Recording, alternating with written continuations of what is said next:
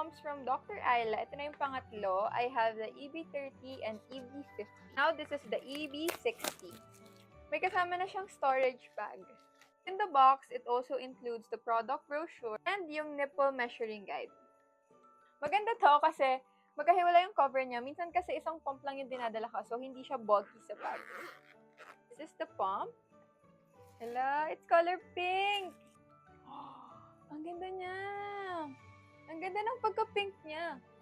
Puro kasi blue yung nakikita kong ganito and medyo wala pa akong nakikita na color pink on hand. Pero ang ganda niya guys, oh. Ito yung adapter niya. Here. Tapos gusto ko na siya kasi mas hiyang ako sa mga silicone yung dito.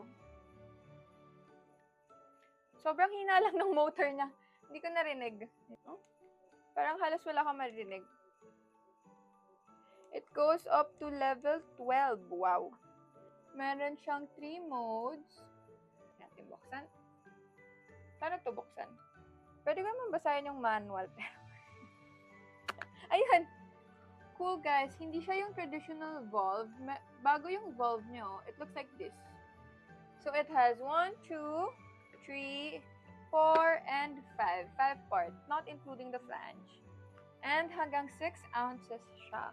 Maganda siya kasi maliit lang. And hindi siya bulky. Ang nipis na lang guys. What I